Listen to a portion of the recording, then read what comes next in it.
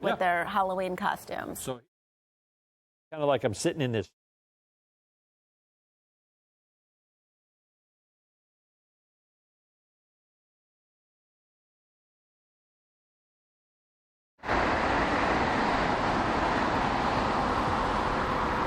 Hey, 1, 2, skip a few, 99, 100.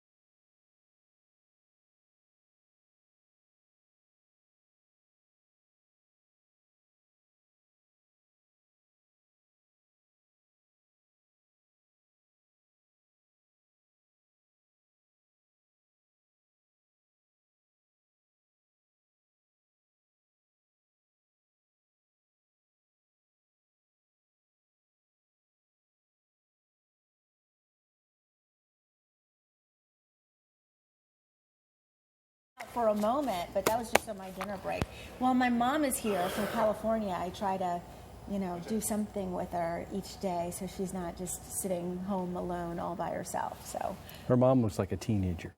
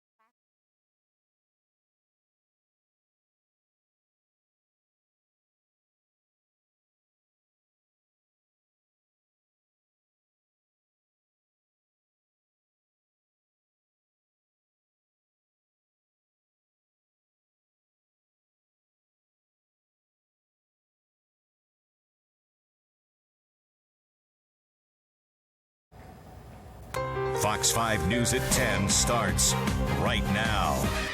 And we begin tonight with an act of kindness met with evil. A man who was trying to help two women in need was robbed and shot in Metro Atlanta. Now police are telling us it was all a setup. Officers are calling the two women cold-hearted criminals. Fox 5's Jacqueline Schultz is live in Gwinnett County tonight where it all happened. And Jacqueline, how is that man doing tonight? Well, police tell me that fortunately the guy is okay, even though he was shot by these robbers 3 times. Now, it's sad to say, but police say they are warning people around here to be on the lookout for 2 women who may approach you as a stranger and ask you for help. I don't feel safe. That's scary. Neighbors around Davis Mill Court keep an eye out for the robbers who turned someone's good deed into a trap. You take a chance anytime you stop to help a stranger. Gwinnett police say 2 women pretended to need help and a kind stranger stopped to help them. A 41-year-old man was flagged down in the area of Lawrenceville Highway and Davis Mill Court by 2 females. When the men stopped, the 2 women acted as though they were in distress and needed help. Police tell me the 2 women convinced the man to walk with them behind the townhomes over here. And that's when police say 3 teenagers ambushed the man. One of them demanded he empty his pockets and then shot him 3 times. Police say the robbers fled and the victim was able to get help. They tell me he's doing okay at the hospital. Especially if it was a good Samaritan, that was cold. Police warning people to be on the lookout for the violent robbers and for strangers to be wary of 2 women pretending to be desperate for help. I wouldn't help them, especially what happened here. You know, can't trust everybody. Kind of sad you can't trust someone to help them. Very much so. And at this point, police tell me they don't have a description of the 2 women and of these 3 teenagers. They're working to get a better description for people living around this area. But again, meanwhile, police are warning people to be careful if they are approached by 2 women who are asking a stranger for help, sadly. Reporting live in Gwinnett County tonight, Jacqueline Schultz, Fox 5 News. All right, thanks so much, Jacqueline. An hours-long SWAT standoff in a DeKalb County neighborhood led to the evacuation of nearby residents. Police say a man barricaded himself inside his ex-girlfriend's house on Emerald Glen and was refusing to talk. Police say it all started when a 37-year-old man snatched his 19-year-old ex-girlfriend's phone from her. According to officers, when reaching for the phone, she found he had a gun. Investigators say that's when he ran inside her house and barricaded himself. Negotiators tried to communicate with him. He even used gas with no luck. When officers were able to get inside, they say the man was simply not there. After 8 months on the run, police in Marietta say they finally have a serial bank robber in custody. 51-year-old Kevin Ray Williamson was indicted by a federal grand jury this week. He's accused in at least 6 robberies across Cobb and Fulton counties. Police say most of those cases involved Williamson pointing a handgun at the teller while demanding money. The FBI has now taken over this case. And 3 people who were arrested after a triple murder in Henry County appeared in court this morning. A total of 5 people are facing charges in connection with Wednesday's shooting. Jacob Koski and Matthew Baker Jr. are charged with 3 counts of murder and 4 counts of aggravated assault. Koski also faces a weapons charge, and Brooke Knight also appeared on a charge of obstruction of a police officer. Meantime, a prayer vigil was held tonight in Covington for one of the Henry County victims. Family and friends of 29-year-old Keith Gibson are still searching for answers after their loved one was gunned down in Jonesboro. Fox 5's George Franco joins us from the Covington Square where that vigil was held. George? Well, Russ and today, family and friends of 29-year-old Keith Gibson, one of the 3 murder victims over in Henry County, told me tonight that they came here to pray for all of the victims and also to search for answers. I don't understand. Lisa Gibson spoke from the heart to those gathered at Covington Square at a prayer vigil for her son, 29-year-old Keith Gibson, who was from here. I mean, look at all his friends and family. Gibson was one of 4 people shot early Thursday morning at a home on Moccasin Gap Road in neighboring Henry County. He and 18-year-old Matthew Hicks of McDonough and 20-year-old Sophia Bullard of Thomaston were pronounced dead at the scene. A 20-year-old woman clings to life at Grady Hospital. I just know that he went to a bonfire. That's all I know. That's all I know. The 2 alleged shooters, Matthew Baker Jr. and Jacob Cole Koski, made court appearances Friday, both facing 3 counts of murder and 4 counts of aggravated assault. Also in court was Brooke Knight, who along with Jacob Williams and Kayla Head was charged with obstruction of justice. Police have indicated they continue to search for anyone who may have been involved. Keep looking, keep digging, because someone else is out there too. Alexandria Gibson told me she and Keith Gibson, who she described as a quiet country boy who loved to fish, were recently separated. She said he was a good dad to their 3-year-old daughter and 7-year-old son. All he knows is that his daddy got hurt and he's in heaven. So he would never hurt a fly, never get himself in trouble like this. God just be with all of us. Keith Gibson's grandfather led the vigil in prayer, asking for guidance, patience, and peace after a horrific crime with many unanswered questions and many families in pain. My heart goes out to all the families, and I know what you're going through. Maybe one day down the road we can all meet. Keith Gibson's mother said that she does not know the families of the victims, although, as you heard, she would like to meet with them. The 2 men who were arrested and charged with murder and aggravated assault remain behind bars without bond. The 3 other suspects, all charged with obstruction, were released on bond. Reporting live tonight in Covington, I'm George Franco, Fox 5 News. All right, George, thanks very much. We're now on to the next phase of the Ross Harris murder trial. After 50 witnesses and 16 days of trial, the state has rested its case. Yeah, the prosecution's final witness was a technology and software expert who created a 3D animation of the SUV where little Cooper died. The expert used the recreation to show how close Cooper's car seat was to the driver's seat. Harris's attorneys argued that the scans could not represent what Harris actually saw. Meanwhile, the defense began its case with a realtor who met with Harris and his then-wife Leanna about buying a new house with Cooper in mind. How did you come to know Ross Harris? I knew him through, I'm a licensed Georgia real estate agent. We were primarily focusing on the Cobb County School District, a certain pocket of the East Cobb School District, and but the school systems were the main focus. And one of the more significant witnesses for the defense is expected to be Leanna Harris. She's Cooper's mother and Ross Harris's now ex-wife. Well, here's some good news. The wildfires that burned more than 50 acres in Floyd and Polk counties were not intentionally set. The Georgia Forestry Commission says the blazes were actually started by a malfunctioning exhaust system on a vehicle's catalytic converter that threw out sparks. The fires damaged 2 homes, disrupted school travel, and forced evacuations up there. First there was a clunk. After the clunk, the explosion, and then the plane stopped real fast and we all just started exiting. Dramatic footage from Chicago. Take a look at this.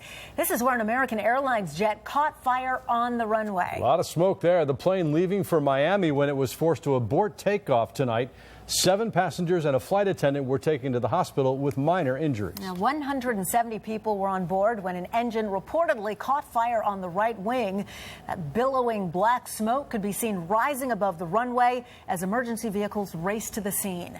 Passengers reported hearing a loud noise before they spotted a ball of fire out the window. The FAA says a tire blew out right before takeoff. The National Transportation Safety Board is now investigating. And a similar scene in Florida today. A FedEx plane caught fire on the tarmac at Fort Lauderdale Hollywood International Airport. Fire crews doused the aircraft with foam to put out the flames. We're told the plane was arriving from Memphis when the left landing gear collapsed on the runway and sparked the fire. The north runway remains closed for investigation. Well, federal investigators have recovered the data and voice recorders from Republican vice presidential nominee Mike Pence's plane. The Boeing 737 carrying Pence and 47 other people made a hard landing and slid right off the runway at New York's LaGuardia Airport last night. Fortunately, no one was hurt. We've heard these rumors. We don't know what to believe, and I'm sure there will be even more rumors. That's why it is incumbent upon the FBI to tell us what they're talking about, Jeff. Hillary Clinton calls on the FBI to tell the American people what's going on. Her campaign was rocked this afternoon by word that the feds have reopened their investigation of Clinton, apparently based on emails found during, of all things, the sexting probe of disgraced former Congressman Anthony Weiner, who's about to be divorced from Clinton's closest aide. It's a double-barreled October surprise from FBI Director James Comey 11 days before the election. He is investigating Hillary Clinton and her server again after new emails emerged, according to an FBI source, from the separate sexting investigation of Anthony Weiner, husband for now of Clinton aide Huma Abedin, who was interviewed by the FBI during phase 1 of the investigation. Comey fired off a letter to stunned members of Congress. I am writing to inform you that the investigative team briefed me on this yesterday, and I agreed the FBI should take appropriate investigative steps designed to allow investigators to review these emails to determine whether they contain classified information, as well as to assess their importance to our investigation. Comey was under intense pressure after declining in July to press charges against Clinton, despite kicking off an extraordinary news conference by suggesting Clinton did in fact mishandle classified information. Although there is evidence of potential violations of the statutes regarding the handling of classified information, our judgment is that no reasonable prosecutor would bring such a case. Beyond being a criminal problem for Clinton, she has suffered political damage ever since a March 15th news conference where she made a series of promises to the American people that turned out to be false. There is no classified materials. Comey's probe has been clouded by former President Bill Clinton meeting privately with Attorney General Loretta Lynch on an airplane, and by President Obama suggesting in several interviews that Clinton did not violate any laws. Can you still say that? I continue to believe that she has not jeopardized America's national security. Today, the president had no comment. Mr. President, in a reaction to the FBI reopening the investigation into Clinton's email server, is she fit to serve? Georgia Congressman Hank Johnson is defending Hillary Clinton. He released a statement condemning FBI Director Comey for only notifying certain members of Congress about the FBI review. He says, quote, coming during voting with just 11 days before the last day to vote, Director Comey should have known that congressional Republicans would use the notice for political purposes. His decision to notify Congress with this nebulous information was unwise and imprudent, and has done a grave disservice to the nation, something the whole country is talking about today. Absolutely, and we want to hear from you. We'd love to hear your thoughts about all that's transpired in this election. Yeah, we know that this is happening now. This broadcast is happening on our Fox 5 Atlanta Facebook page and on fox5atlanta.com, and there are plenty of opportunities for you to respond, and we'd like to get into an exchange with you about what's happening today. And we look forward to reading your comments. Meanwhile, Hillary Clinton is not the only one dealing with controversy tonight. One of Donald Trump's accusers is back in the news. She's speaking out against the Republican presidential candidate and his threat of a lawsuit. Former Miss Utah Temple Taggart has hired high-profile lawyer Gloria Allred. Allred already represents 3 other women who've also accused Trump of improper sexual advances. I felt like Mr. Trump was trying to silence all of his accusers who had come forward, as well as others who may be thinking of coming forward. That's when I felt enough is enough, and I needed to stand up to Donald Trump. I feel that he is trying to bully and frighten us into silence. Well, Taggart is the 12th woman to accuse Donald Trump of wrongdoing. The Republican candidate is denying all of their claims. And a Little Burn man is frustrated not only with the damage done to his property, but also because his views are being disrespected. Yeah, Jeff Solomon says he wants Donald Trump to be president and has put signs in his yard to show his support. But he had 8 signs stolen and 10 of them vandalized. And it doesn't end there. Solomon says whoever's doing it is also throwing trash on his property. He says he's not discouraged from expressing his opinions. According to Solomon, he's going to continue to make and post his campaign signs. Well, it's hard to believe it's the end of October when temperatures got all the way up to the mid-80s today. Doesn't feel like it. Yeah, 84 today, going to be back in the mid-80s this weekend, setting records. We're going to have to get out the record book tail end of October and on into November. These temperatures unprecedented. So here we go. Take a look at readings right now across the metro area. Here we are in the 60s. It's 70 still here. 70 degrees. Our average high this time of year is 69. Wow. So it's 70 here in the 10 o'clock hour, and you see it's in the mid-60s elsewhere. So if you're heading out this evening, you can see temperatures sliding through those 60s and on into the 50s by early Saturday morning, so kind of refreshing to start the day. And as we roll on into Saturday afternoon, look at quickly we warm up back into those low in the mid-80s in here by Saturday afternoon. So it is going to be warm indeed. So you stuck around with us. Let me show you the Fox 5 Storm Team AccuWeather forecast. So you kind of guess what it is. Jump in anytime. Sunshine. Really looks like summer, doesn't it? It does. Look at that. Mid-80s, overnight lows near 60, and then we have a chance of some showers in here maybe toward the end of next week. But in the meantime, I'm looking at a record high on Sunday, Monday, which is Halloween, Tuesday, which is November the 1st. Wow. Readings there into the 80s. Love it. We're going to be able to wear our Halloween costumes as they were intended without the puffy coats and everything right. over the top. All right. So my Tarzan outfit's safe then. Oh, can't wait. Okay. Very good. I'll look forward to seeing that too. And that does wrap up our special web edition of Fox 5 News at 10. And be sure to check back with us on Facebook for breaking news throughout the night. Also, tune in after the baseball game for Fox 5 News Edge at 11. You going to do Jane? No? Yeah, Why see? not? I'll come up with something. You come up with something. Thanks for joining us online. Bye, everybody.